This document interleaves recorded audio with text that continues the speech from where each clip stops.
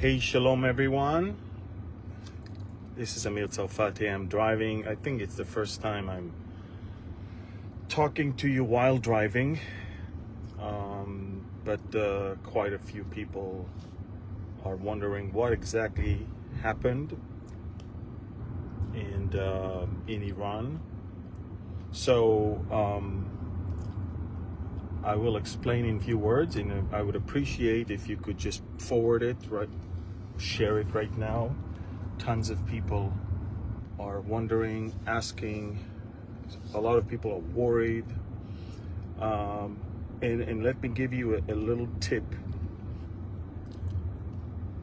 or a nugget of information. Most Israelis don't even know about this. In other words, Israelis wake up to these news right now.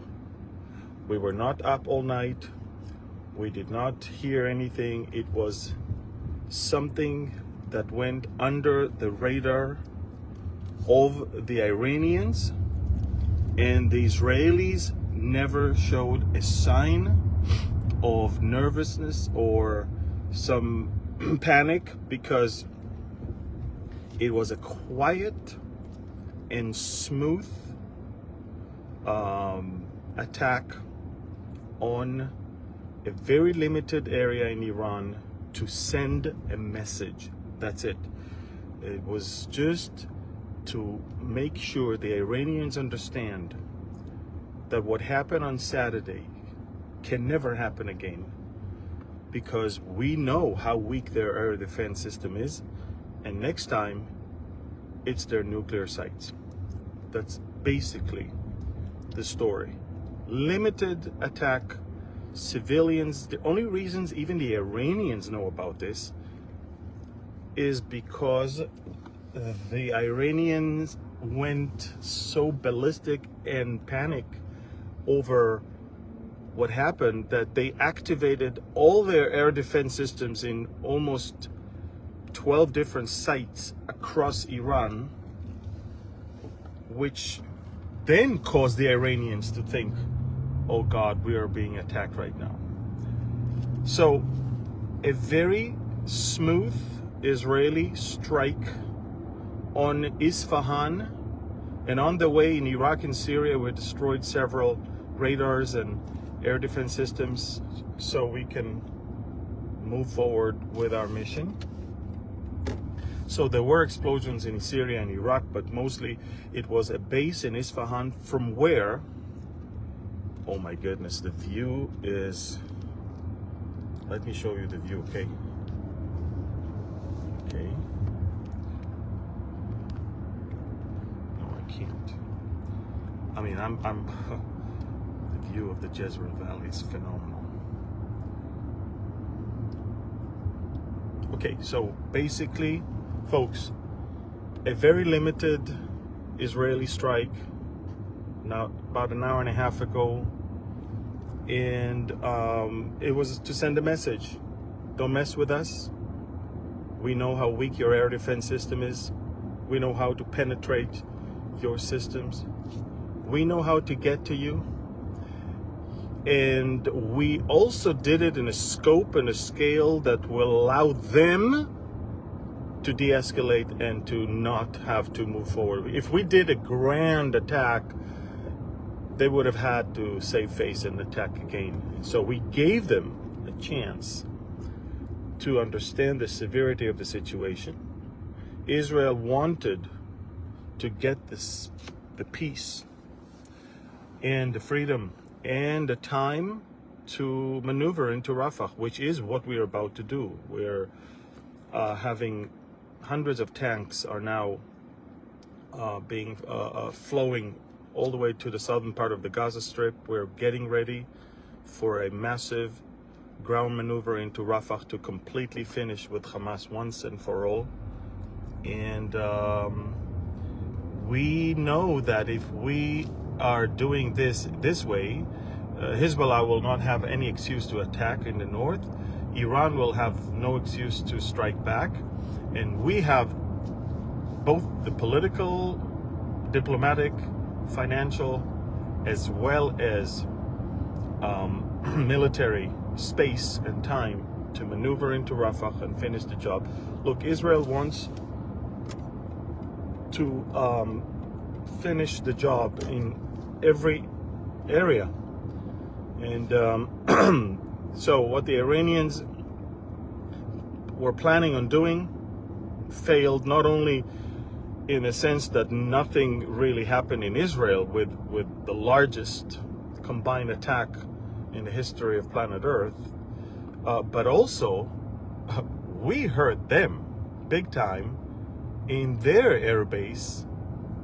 And let me tell you this, from what I know, it's bad.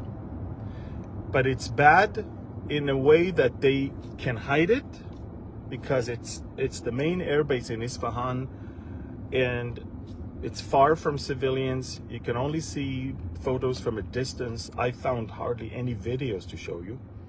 So I mean, what's the point of trying to show you something that is not from this case?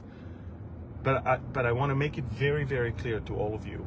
Israel striked, limited strike, to send a message. The Iranians are trapped. They cannot retaliate. Hezbollah cannot retaliate.